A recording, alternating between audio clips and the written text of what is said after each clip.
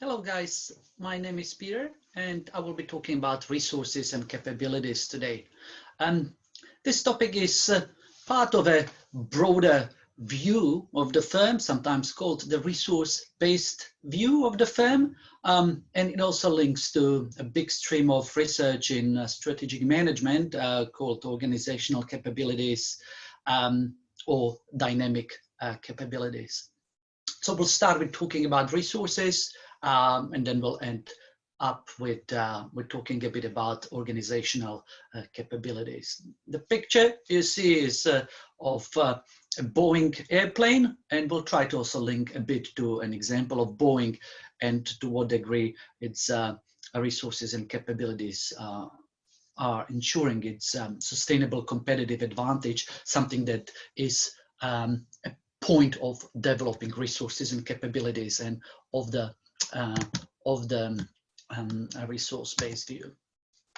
So I'll start with talking about resources and capabilities. Then I will zoom in on the so-called Dubrio Framework, where the resources are valuable, rare, inimitable, and organizationally feasible to implement. And we'll finish off with a particular subclass of organizational capabilities called the dynamic capabilities, which is one of the most popular and impactful streams of strategic management research in the last 2 decades, I would say. But to set this into a context, so while resources and capabilities are important elements of understanding the firms and of managing it strategically, they are just one of the 3 elements that companies typically should consider. So according to Mike Pank's strategy tripod, resources and capabilities are the second leg. The first leg are the traditional considerations of industry and competition, and the third leg is the institution-based view, looking at things such as regulations, culture, a little different perspective than just looking at resources and capabilities. So sometimes there is a bit of a discussion and question in students and people's minds, what is the difference between resources and capabilities? So resources are viewed quite broadly. So it's not just natural resources, or it's not just financial resources. It's important to distinguish between tangible and intangible resources. Things more material and things more kind of, in the air in how you do things. So that would be more related to capabilities, perhaps. One could say that that resource base forms a starting point for developing capabilities, but then in terms of doing things in the organization, creating routines for implementing and transforming resources into real outcomes, you see the interactions between the 2. So even in academia, there is some discussion in between those 2 streams. The resource-based view is kind of a bigger umbrella. Then there's organizational capability perspective. There's also knowledge-based view, where knowledge is viewed as a key resource of the firm, and the dynamic capabilities research stresses the process actually of developing these capabilities and constantly, in a way, transforming the organization after scanning the business environment through the sensing capability, and perhaps seizing the opportunities or neutralizing the threats. But we'll start with aspects of in particular resources, whether they are tangible or intangible.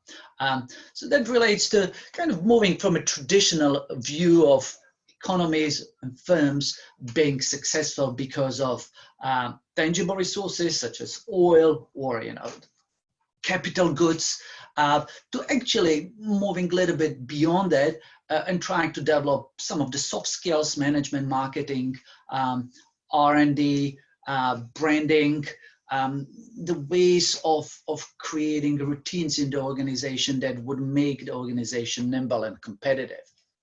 So the importance of tangible assets or resources is undeniable. Obviously, companies need to have strong financial base. They need to have capital to actually invest and create some of the brands or some of the innovations. For a lot of companies, they need to have some physical assets, plants, facilities, equipment. Obviously, this might be less of a case in some of the service industries.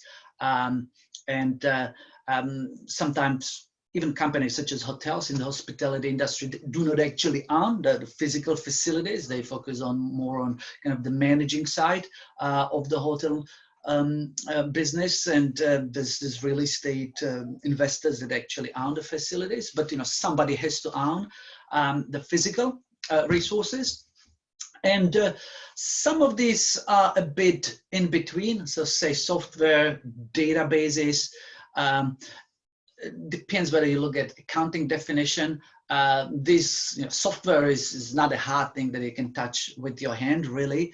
But it is something that is quite easy to describe. It's a computer code, so it is in some ways observable, and it is easier to quantify that some of the soft assets that I'll talk about in the second slide. So intangibles, very important part of the overall value of the company, its capabilities, linked often to the human resources, so management know-how, organizational routines linked to innovation resources and capabilities, the whole process of how you manage innovation, but to a degree also the tangible patents that you have registered. So that perhaps is in between tangible and intangible, but innovation processes and R&D capabilities in general would be probably on the more intangible side, and reputation linked to resources and capabilities such as brands and marketing capabilities. It's important to know that also tangible assets are important. Intangible assets for most of the modern companies in advanced economies, especially as you move up the value chain, you really want to build a good brand. That's quite often what is distinguishing the most successful companies such as Apple from some of the lower end brands producing smartphones. So you really need to move beyond thinking just about the physical aspect of the value of the company to the intangible value. And say in the S&P 500, over 80% of the value of companies is due to these intangibles. For some firms such as McDonald's or Disney, it's over 50%. So these things are very important, and they're hard to build. They take time. And they take some initial resource base of physical resources. McDonald's has physical assets as well, and Disney too, operating their Disneyland parks. Would have to look into detail whether they actually own the facilities there, but quite likely they do own a lot of physical assets as well. But the intangible ones are the ones that make a difference in the end in the valuation of the company and in the long-term competitiveness. Now, Jay Barney and some of other researchers in the resource-based view have come up with this valuable, rare, inimitable, and organizationally exploitable framework, the Dubrio, which kind of classifies the actual value of the resources that you have. So obviously, most companies do have some resources are valuable, but the point of this framework is that that's just a starting point to have resources that are valuable. Acquire some sort of production equipment, have a network, etc., etc. So you do have valuable resources, but often that doesn't make you a winner in the industry. So you need to also make sure that those resources, you can deploy them and exploit them in the organization. And probably the most crucial elements are whether they are unique enough to distinguish yourself from the competitors. That perhaps might be related also to your positioning strategy. And then perhaps the most important one for sustainable competitive advantage rather than just a temporary one is whether the resources that you have, tangible or intangible, are costly to imitate. So can somebody just, create the exact version of your product? Think, Apple iPhone or Boeing airplane that we saw. Is it easy to imitate what you do? And you could try to protect that advantage based on the uniqueness of what you have to patents. It could be through actually having competitive advantage based on processes and routines in the organization that are very hard to copy. Even if you send somebody inside Apple, they won't be really able to just note down on a piece of paper how Apple is designing, how it is creating the immense brand value that it has. So it's about some of those intangible things that make it hard to imitate your product.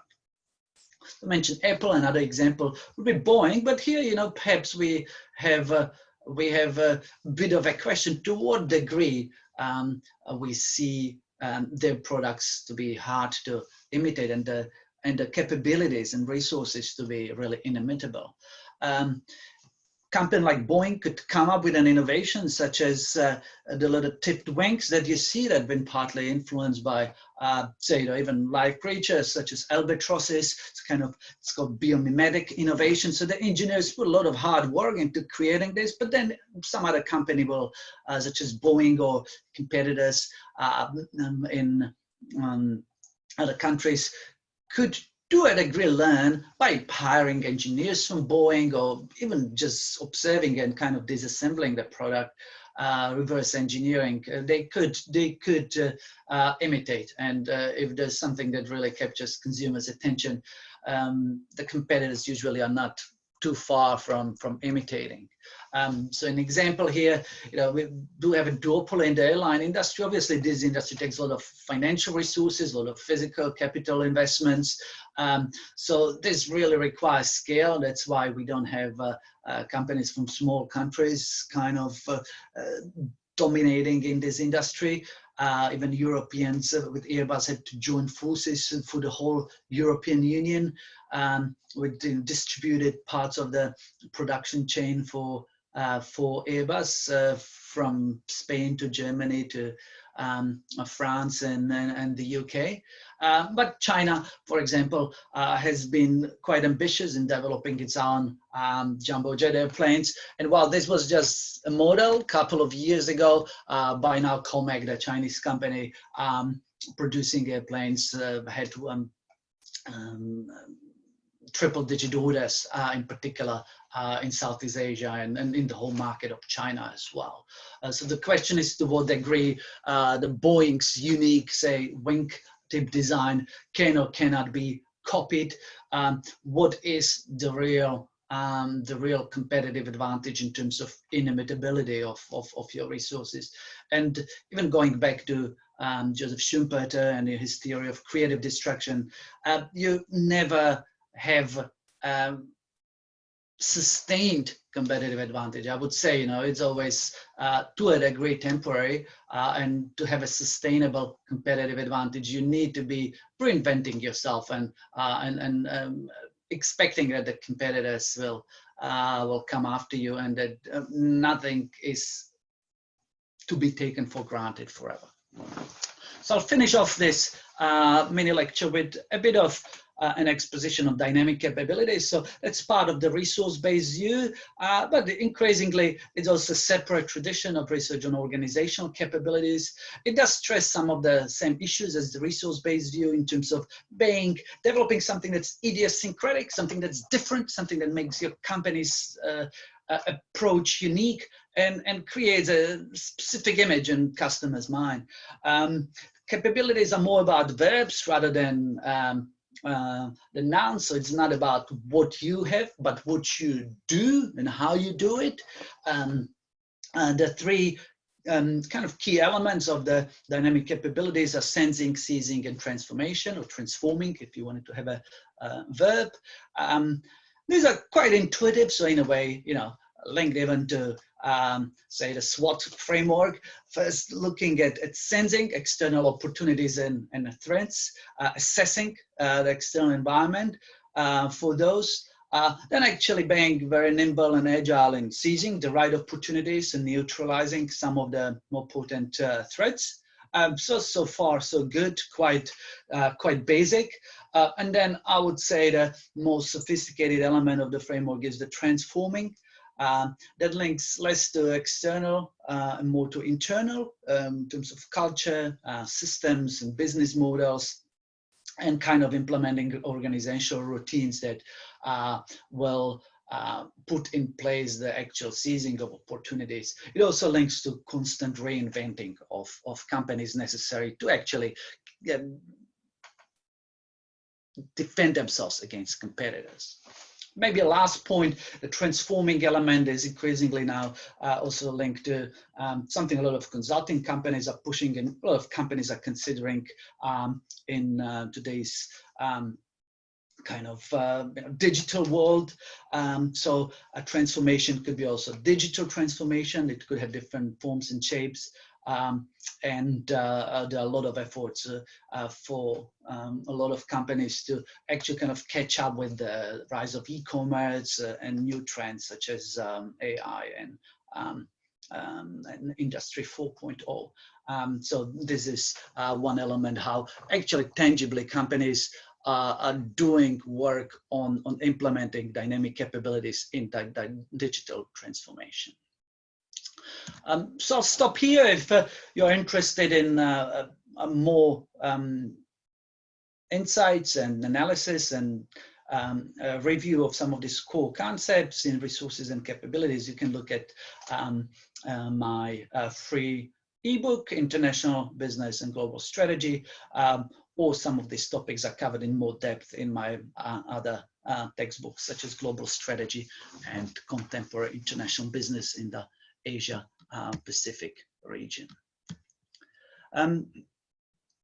Thank you very much, and I hope you have enjoyed this talk.